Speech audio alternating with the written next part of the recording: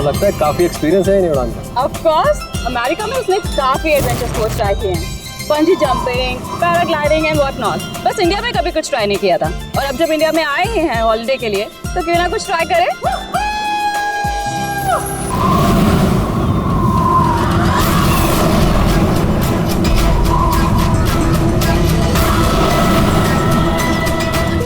Ronnie को कुछ हो गया, जॉन को कुछ हो गया, देखो।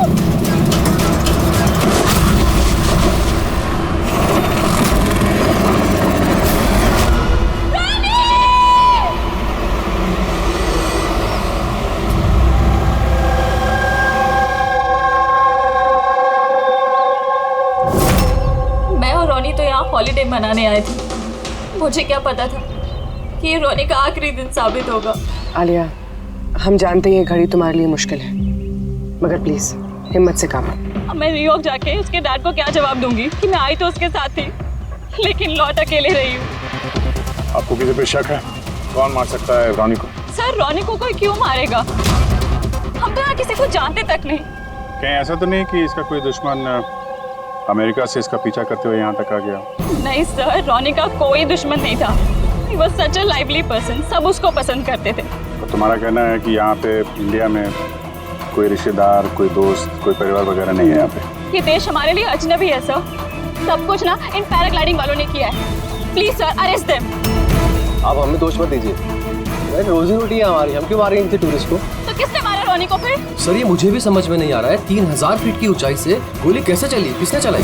तो रॉनी 3000 फीट की ऊंचाई पे उड़ रहा था। हाँ सर, और मैंने खुद गियर चेक किया था, कोई भी खतरनाक चीज नहीं थी उसके अंदर।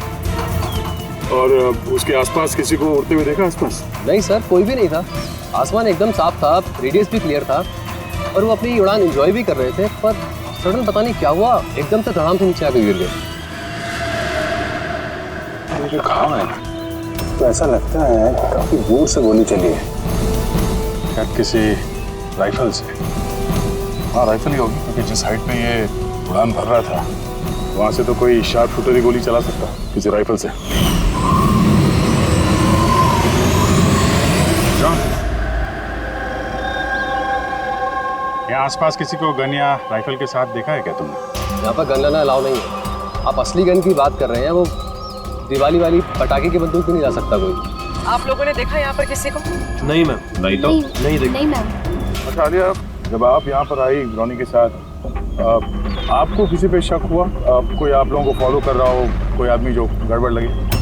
नहीं सर, ऐसा तो कोई नहीं था। तो क्या गोली आसमान से चली है क्या? सर मैंने बताया ना, रोनी जी के आसपास में कोई उड़ नहीं रहा था, तो वो आसमान से गोली चलाएगा कौन? हाँ सर, आसमान में कोई भी नहीं था। आप चाहें तो ये फुटेज चेक कर सकते हैं, इसमें कोई भी नहीं है साथ में।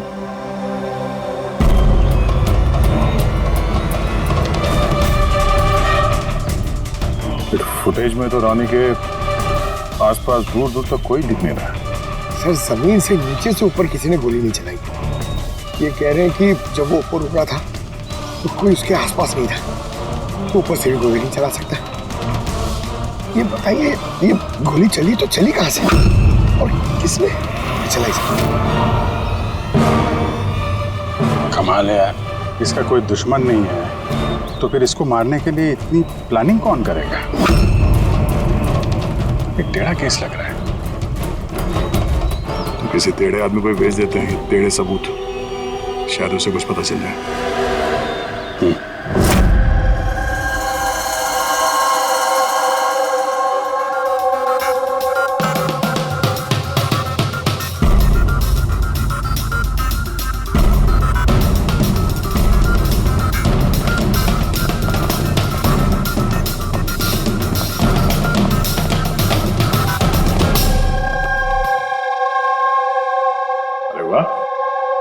आज आप दोनों जिस कदर काम में डूबे हुए हो, ऐसा लगता है कि बहुत सारे सुराग देके भेजने वाले हो हमें यहाँ से। बहुत सारे सुराग? हाँ, और अगर एक भी नहीं मिला तो?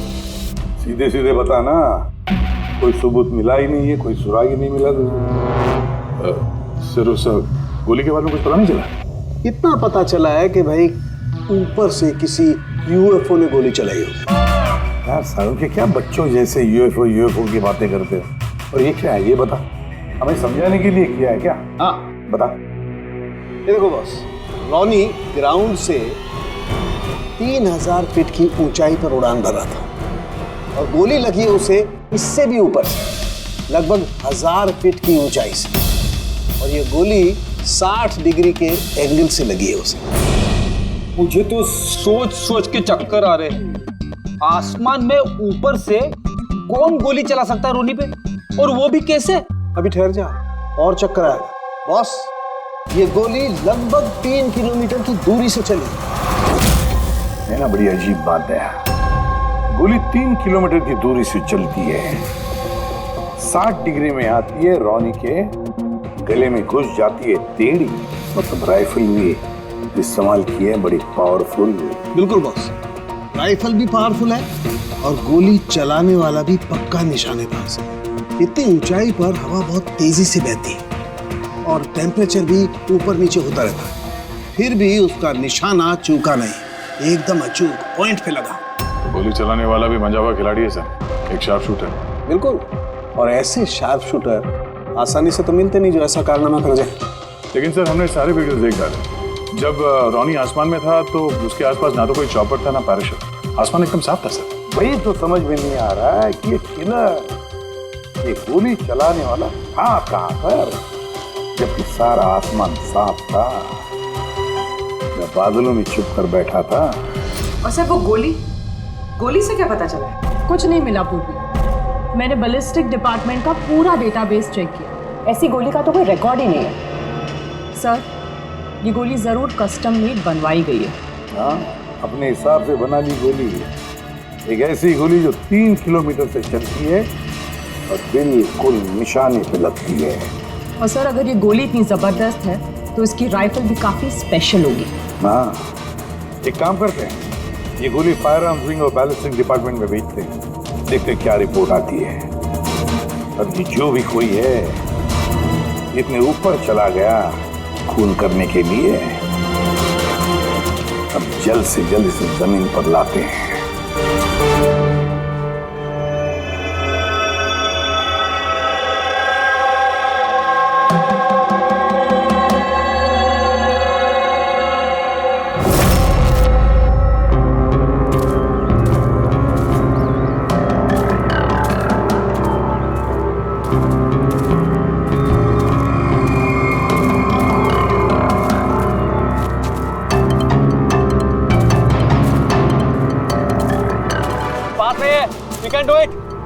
यार गुरु, अब और नहीं चढ़ सकता, बहुत थक चुका हूं मैं। बस नवीन, ज्यादा दूर नहीं है, 3000 फीट चढ़ चुके हैं, पास ही में। We can do it, come on.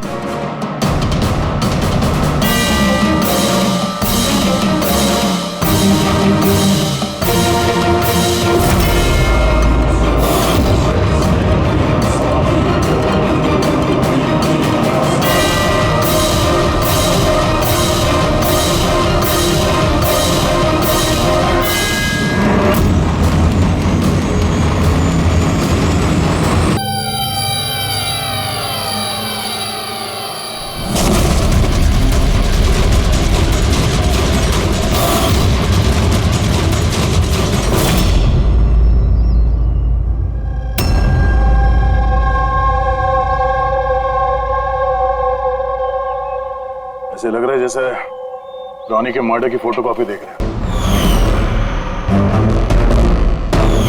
3000 feet की ऊंचाई पे ठीक वैसे ही गोली मारी है सर के पीछे। इसको भी ऊपर से गोली। क्या आप लोग जब ट्रेकिंग कर रहे थे तो ये हितेन के पीछे भी कोई था क्या? नहीं सर, हितेन ही सबसे पीछे था सर। सर ये देखिए फुटेज। सर ये वही जगह है जहाँ पे ये सब कुछ हुआ। कमाल है, पीछे तो सिर्फ खुला आसमान है, ऐसी कोई जगह दिख ही नहीं रही है जहां से गोली चलाई जा सके। तो इससे गोली कहां से लगी? दोनों केसेस में पता नहीं चल रहा है कि गोली चली कहां से। सर एकदम सही कह रहे हैं, आसमान से कोई कौवा या कबूतर थोड़ी गोली चलाएगा। ये गोली चली तो चली कहां से? और ये दोनों गोलियां 24 घंटे के अंदर अंदर चली। मुझे लगता है इन दोनों केसेस का आपस में कोई ना कोई कनेक्शन तो है। तो ये हितेन काम क्या करता था? सर वो कॉलेज स्टूडेंट था सर, मुंबई ग्रेजुएशन करने आया था सर। ट्रैकिंग का बहुत शौक था उसको। जी, समझ में नहीं आ रहा कोई एक कॉलेज स्टूडेंट को मारने के लिए इतनी प्लानिंग क्यों करेगा? अभी तो पहले रोनी और अब ये हितेन। इससे पहले कि आसमान से चलने वाली गोली का कोई तीसरा शिकार हो जाए, इस खूनी तक पहुंचना होगा जल्दी से जल्दी। पिछले 24 घंटों में 2 खून हुए हैं, दोनों जवान बच्चे हैं और दोनों को मारने का तरीका भी क्या हाई प्रोफाइल। सर दोनों की मौत हुई है एडवेंचर स्पोर्ट्स करते हुए, जमीन से हजारों फीट ऊपर मारा है सर। मगर सर सोचने वाली बात है कि खूनी ने ये एडवेंचर स्पोर्ट वाला समय ही क्यों चुना इनको मारने के लिए? वो तो उन्हें कभी भी मार सकता था। इतनी लंबी प्लानिंग 2 बच्चों को मारने के लिए। सिर्फ प्लानिंग ही लंबी नहीं दया, गन भी लंबी। ये ऐसी। ये कौन सी राइफल है सर? ये है TX-65, रशियन गन है बॉस, लॉन्ग रेंज। ऐसी गन से मारा गया हो। सालुंके साहब, क्या इस गन से 3 किलोमीटर दूर निशाना लगाया जा सकता है? आप रेडी? शूटिंग रेंज में ट्राई करके देख लिया है, इसकी रेंज 3 किलोमीटर से ऊपर ही है। ऐसी गन तो आर्मी वालों के पास या फिर आतंकवादियों के पास ही मिलेगी। बिल्कुल बॉस, और इसीलिए मुझे लगता है कि ये सिर्फ मर्डर का मामला नहीं है, कोई बहुत बड़ा गुनाह होने वाला है, लार्ज स्केल पर। दया, सर काम करो, दिल्ली में जाओ इंडियन इंटेलिजेंस विंग में और पता लगाओ कि ये ऐसी गन किसके हाथ लगी थी और कैसे।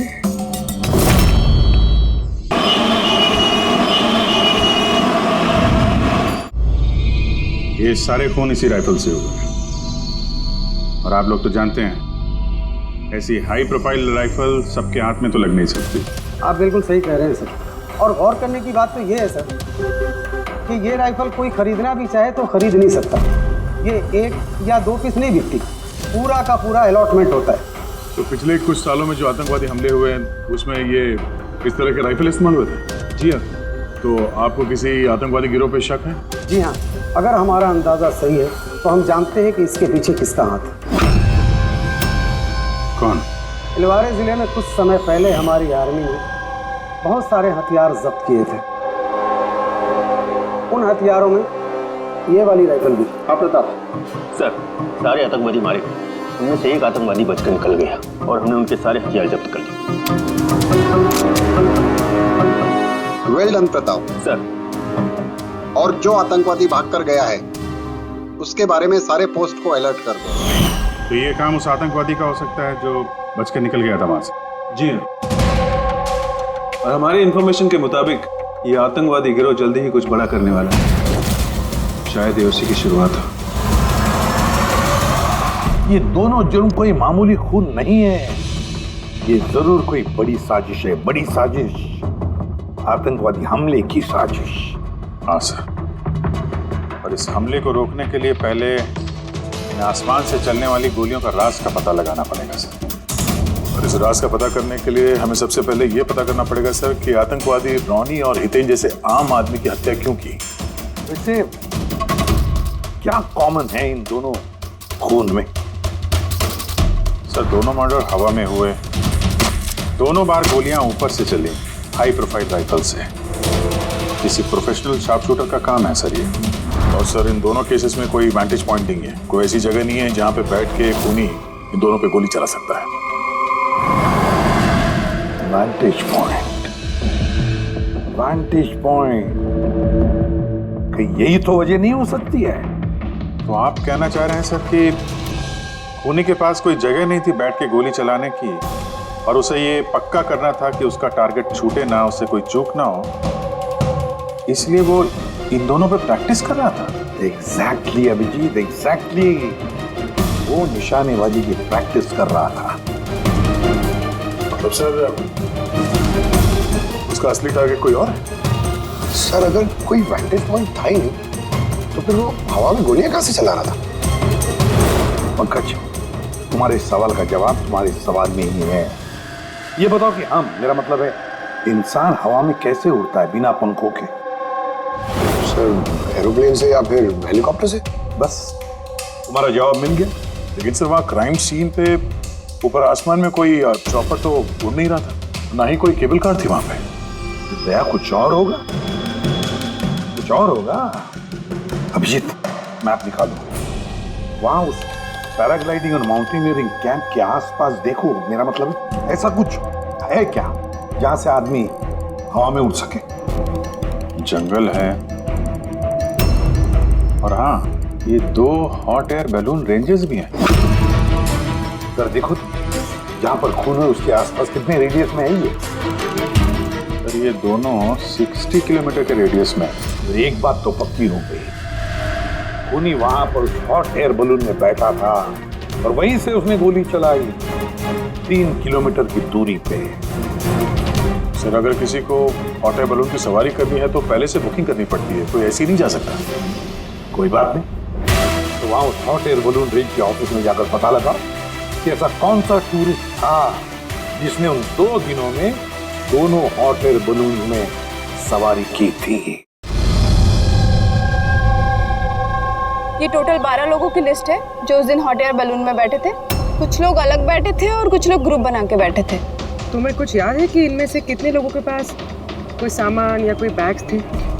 या फिर कोई बदमाश जैसा दिख रहा हो? नहीं, बदमाश तो कोई नहीं लग रहा था, लेकिन एक बूढ़ी आंटी थी जिन्होंने बैकपैक रखे हुए थे और वो चश्मा और टोपी भी लगाई हुई थी। हाँ, हम भी हैरान थे कि इस उम्र में ऐसी ट्रैवलिंग का जज्बा। और जब फोटोज खींची जा रही थी तो वो शर्मा रही थी और अपना मुंह छुपा रही थी। ये बुढ़ी आंटी शार्प शूटर, सुनने में थोड़ा अजीब नहीं लग रहा है? हाँ सर, यही पायलट हुई है। 25 फरवरी को कुल मिलाकर सर मैंने 6 लोगों को एयर बैलून की सवारी करवाई थी और 2 लोगों को दिनेश ने सर। अच्छा, तो उनमें से कोई गड़बड़ टाइप का आदमी लगा या जिसके पास कोई सामान वगैरह हो? सर ऐसा तो कोई नहीं था। हाँ, एक बुजुर्ग आदमी था, पता नहीं बात बात पर क्यों चिल्ला रहा था। शायद उसका मूड खराब था या खड़ूस था शायद। उसके हाथ में कुछ सामान था क्या? सामान तो नहीं था। हाँ, बैसाखी लेकर चल रहे थे। बैसाखी लेकर चल रहे थे? तुम लोग की हिम्मत कैसे हुई मेरी तस्वीर लेने की बिना मुझसे पूछे? जरा भी तमीज है कि नहीं है? उड़ाओ उसे, उड़ाओ। अच्छा, फोटो खींचने पे नाराज हो गए? कितनी अजीब बात है ना सर। लोग हॉट एयर बलून पे रोज रोज तो बैठते नहीं हैं, तो वो खुद ही फोटो खिंचवाना चाहते हैं ताकि वो इस मेमोरी को हमेशा अपने पास रख सकें। और कोई खास बात याद है उनके बारे में? सब पता नहीं बतानी चाहिए या नहीं। नहीं नहीं, बोलो, जो भी याद है खुल के बताओ। उन्हें चलता देख के लग नहीं रहा था कि उन्हें बैसाखी की जरूरत होगी, पर फिर भी उन्होंने बैसाखी पकड़ रखी थी। अच्छा,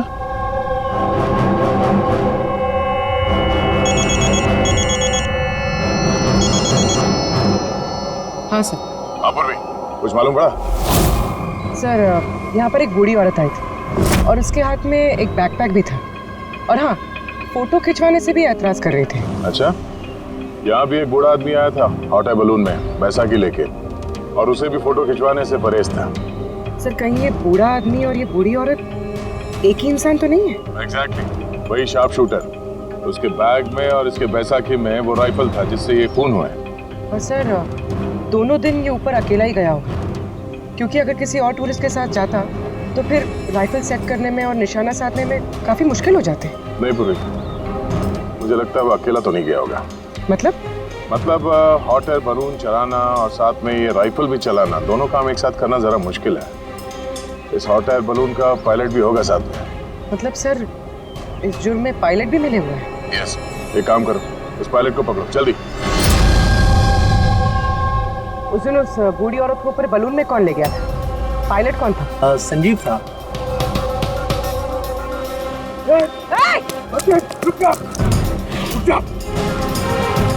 ना तुम मुझे मार पाओगे वरना ही उसे।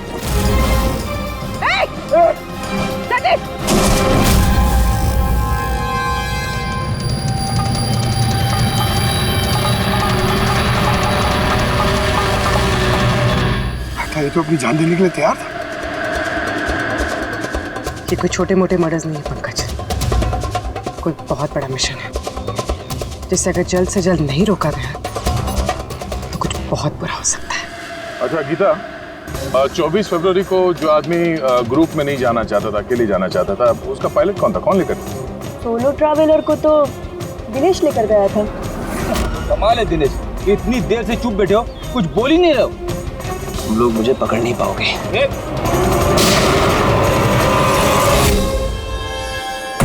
अभी यमराज तुझे अपॉइंटमेंट देने के मूड में नहीं है। जब तक हमारे सवालों का जवाब नहीं मिल जाता तुझे जिंदा रहना पड़ेगा।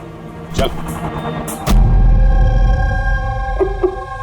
मार लो, जितना मार सकते हो मार लो, मुझे कोई फर्क नहीं पड़ता। वैसे भी तुम्हारे इन कानून के कमजोर थप्पड़ों में इतनी ताकत नहीं है कि मेरे जुर्म की मजबूत हड्डियों को गला सके। समझे? तुम्हारे साथ जोर जबरदस्ती करना होता तो उसके लिए तो 2 मिनट का काम है हमारे लिए, पर बाद में ख्याल आता है तुम्हारे परिवार का, तुम्हारी बहन। अगले महीने उसकी शादी है ना? कैसा लगेगा उसे कि उसकी शादी हो रही है और शादी के वक्त उसका भाई इस दुनिया में नहीं है? हाँ? और तुम्हारी माँ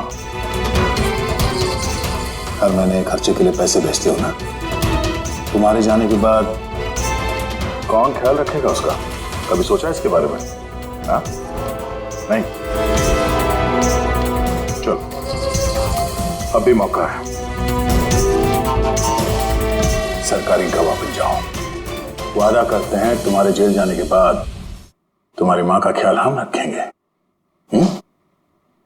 सच? मतलब पूरा ख्याल रखोगे? पूरा ख्याल? हाँ, तुम्हारी माँ का पूरा ख्याल रखेंगे। तुम बस ये बताओ कि किसके लिए काम करते हो? तुम्हारा बॉस कौन है? बता दो, पक्का बता दो? हाँ बताओ। मैं जिसके लिए काम करता हूं ना, जो मेरा बॉस है सर, उसका नाम है एसीपी प्रद्युम्न।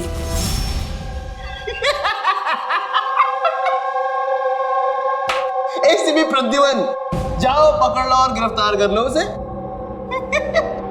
कहा था ना, मैं कुछ नहीं बताने वाला, जो कर सकते हो कर लो। सीआईडी वाले, सीआईडी। ओ बॉस, बॉस।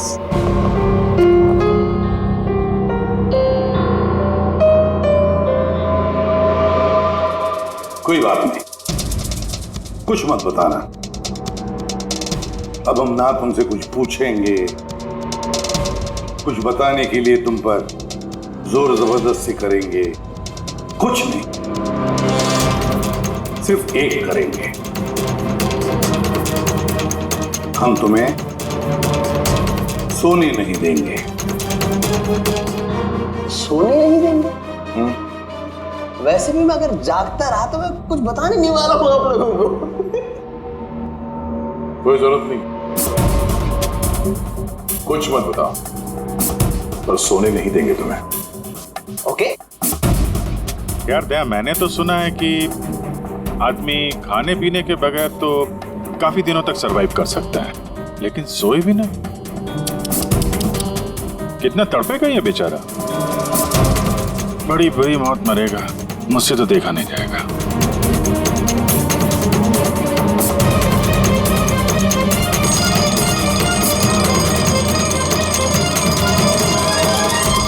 समय काटने के लिए आसानी होगी, हाँ?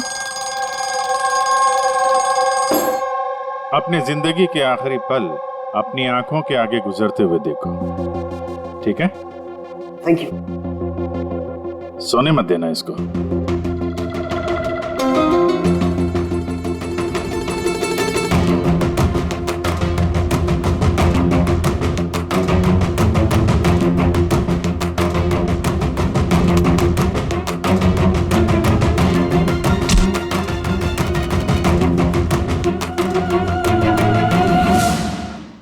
Ready sir. अरे कहाँ हो यार?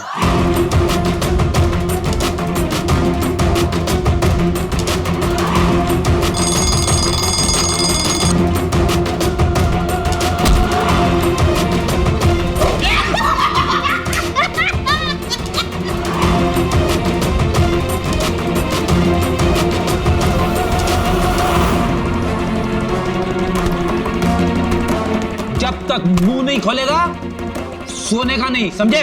5 मिनट में नहीं। नहीं 1 मिनट, 1 मिनट तो सोने दो। 1 सेकंड, सोऊंगा नहीं, नहीं सोऊंगा बिल्कुल नहीं, बिल्कुल नहीं सोऊंगा।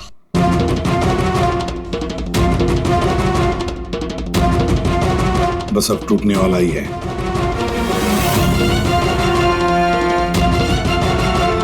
सब बकना शुरू कर देगा अभी। बल्लू, बल्लू नहीं सोएगा तू।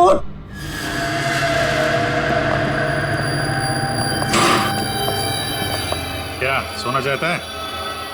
तो सोने देंगे ना भाई, क्या प्रॉब्लम है? चलो हम सोने देंगे तुम्हें। खाली ये बताओ कि तुम्हारे गिरोह का प्लान क्या है? हाँ बता दो। मेरा नाम दिनेश नहीं है, मेरा नाम मेरा नाम बल्लू है, दिनेश नहीं है मेरा नाम। और मुझे स्पेशली इसी मिशन के लिए तैयार किया गया था। और जो मर्डर हुए थे ना, वो प्रैक्टिस थी। हमारा असली मिशन है उसको मारना। और स्टीव, क्या नाम है उसका? Steve Mulder.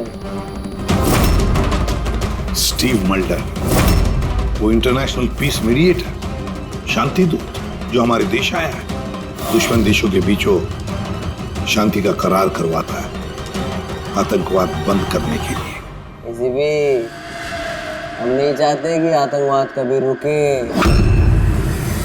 और स्टीव मल्डर तो मरेगा, तुम लोग कुछ नहीं कर सकते। और तो कर भी लोगे ना, उसको बचा भी लिया ना, और स्टीव मल्डर को खत्म कर देंगे हम। हमारा जो शार्प शूटर है ना, एकदम रेडी। कहाँ मारने वाले और कब? बोल। वो जब कॉन्फ्रेंस में भाषण दे रहा होगा ना, वो सबसे सही वही सबसे सही समय होगा, क्योंकि उस समय उसके आसपास सिक्योरिटी वाले नहीं होंगे। और जो कॉन्फ्रेंस है ना, ये बिल्डिंग की छत पे है, तो हॉट एयर बैलून पे हमारा शार्प शूटर जाएगा, वही गोली मारेगा। कॉन्फ्रेंस 1 घंटे में चालू होने वाला है, अभी जल्द से जल्द पहुंचना होगा। अरे तुम लोग कितनी कोशिश कर लो, नहीं बचा पाओगे उसे। और हाँ, अगर तुम लोगों ने बचा भी दिया ना, तो हम दोबारा प्लान बनाएंगे, दोबारा मार देंगे। कौन मारेगा? कैसा दिखता है वो?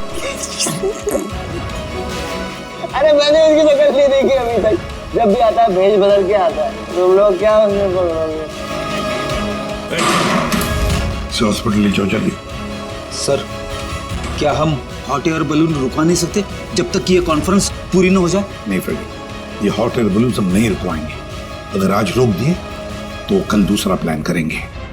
आज का प्लान हमें पता है, हम आज ही भिड़ेंगे इनसे।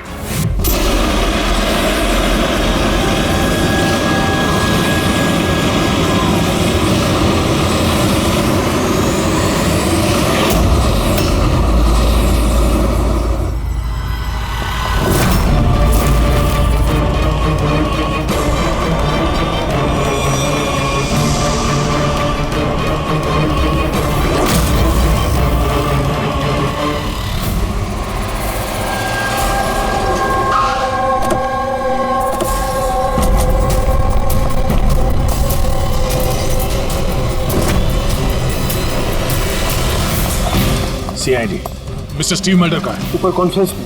हमें ले चलो उनके पास, जल्दी हरी।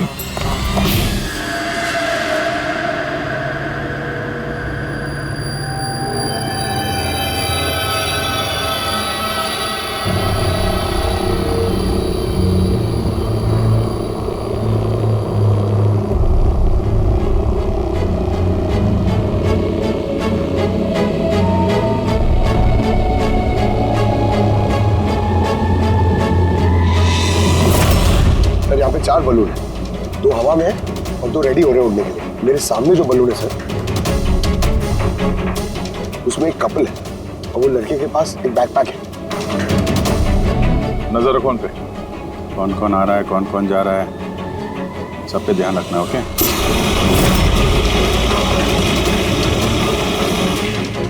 सर उनका बलून टेक ऑफ हो गया सर। हाँ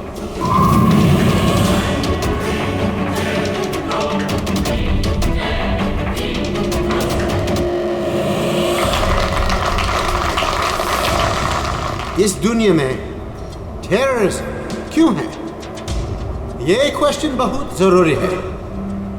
और ये टेररिज्म तभी स्टॉप हो सकते हैं जब सभी देश भाई भाई की तरह साथ रहें। टेररिज्म को जड़ से उखाड़ फेंकना होगा हम सबको।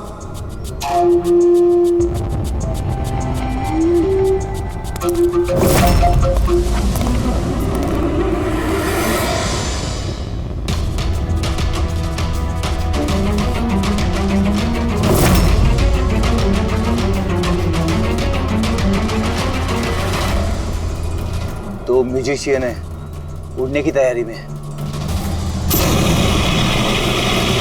उनके हाथ में गिटार के बैग है। अब ये बताना मुश्किल है कि अंदर गिटार है या गन।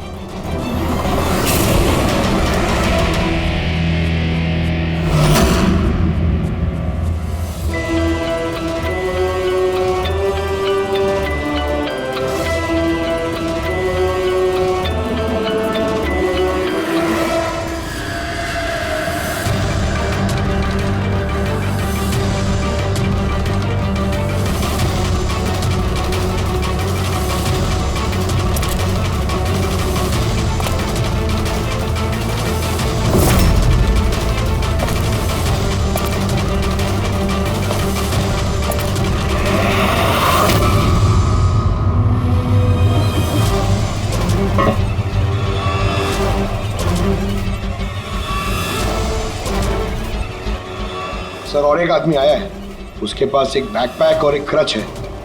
वेट करते हैं।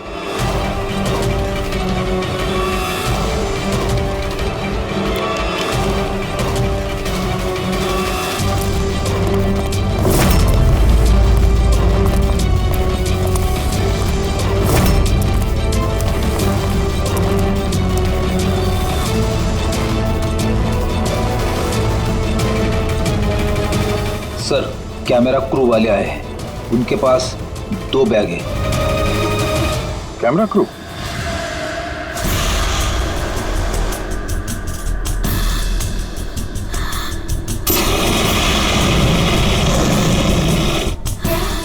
उन्हें नजरों से ओझल होने मत देना, नजर रखो उन पे।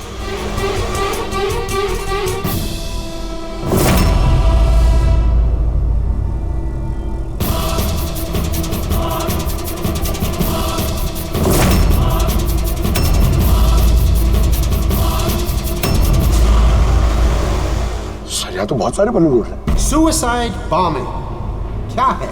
कोई खुशी खुशी हो अपनी जान देने को कैसे रेडी हो सकते हैं? जिंदगी अनमोल। Oh no, We need to respect ये सारे बलून? life। और our देश वो कौन सा बलून होगा जिसकी हमें तलाश है? लगता है भेष बदल के आया है, तो शक्ल से कुछ गड़बड़ लग रहा है।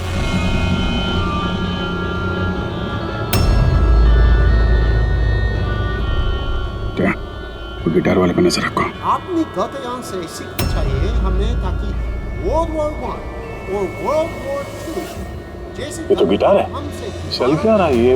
ऊपर जाके ये लोग म्यूजिक बजाने वाले हैं क्या? बाकी तो सारे बलून्स निकल गए, एक रह गए। मतलब सर इस बलून में हमारा sharp shooter. Wait and watch. मतलब सर इस बलून में हमारा शार्प शूटर। ये अपनी जगह से हिल रहा है। Camera crew. सर ये कहाँ गायब हो गया?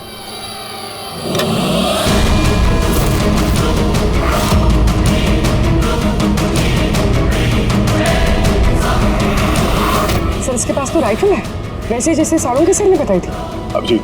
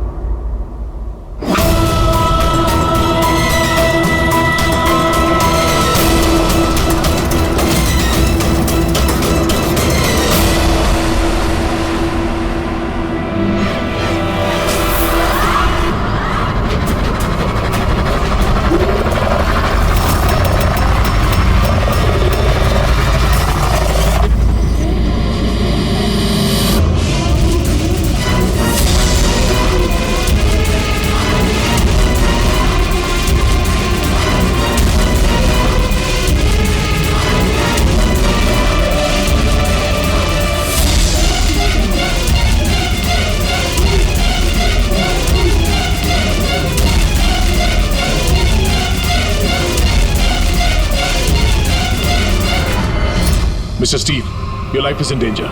आपकी जान को खतरा है। आप क्या करें? We have a plan. Oh, thank you CID. अगर आप लोग आज सही वक्त पे नहीं आते, मैं जिंदा नहीं होता। देखिए, मिस्टर स्टीव, खतरा अभी गया नहीं है। अभी खूनी पकड़ा नहीं गया है, इसलिए बी सेफ है। Be careful. Okay ready Pankaj, उस बलून पे नजर रखना, आंखों से ओझल होने मत देना। हाँ सर, हम लोग बलून को ट्रैक कर रहे हैं।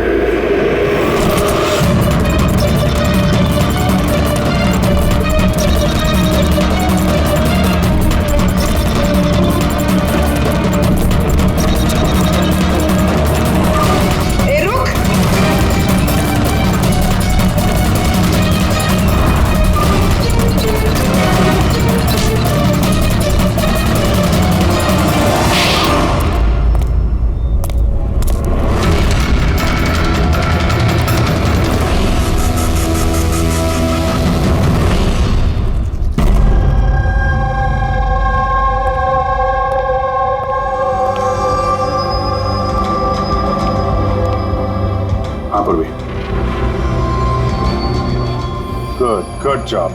Congrats. पकड़ गया killer, Mr. Abhijit? Yes, Mr. Steve, we got you. Yes. Well done. Well done. CID बरसों से इस देश की सेवा कर रहे हैं और आज एक बार फिर आपने एक खतरनाक टेररिस्ट को पकड़ लिया है। अभी वो पकड़ा गया है, बहुत जल्द हम उसके पूरे ग्रुप को पकड़ लेंगे।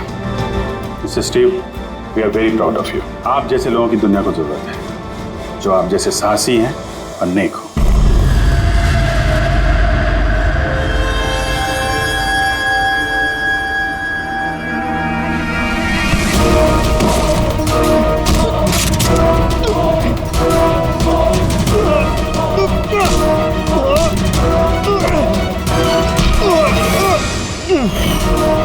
तो तुमने भेस बदलकर हमी और हितेन का खून किया था। तुम मिस्टर शार्प शूटर, अब जेल की उड़ान भरना फांसी पे छूटते हमें समझा। तुम्हें क्या लगता है तुमने मुझे पकड़ लिया तो स्टीव जिंदा बच जाएगा? कभी नहीं। हमारी तादाद इतनी ज्यादा है कि तुम्हारा कानून हमें ढूंढते ढूंढते थक जाएगा, लेकिन हम खत्म नहीं होंगे। खत्म होगा तो तुम्हारा ये देश। एक खटमल हमारे देश पे बुरी नजर डालने वाले आए और चले गए। जानता है हमारे देश को आजाद हुए कितने साल हो गए? 70 साल।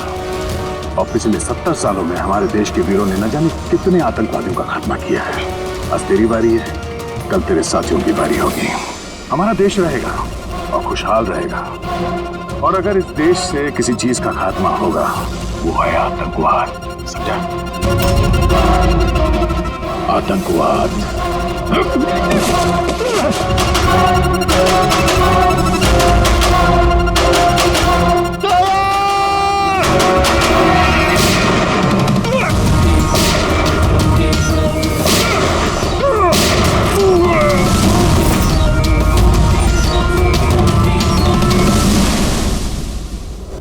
आतंकवादी पीठ पे ही गोली मारोगे?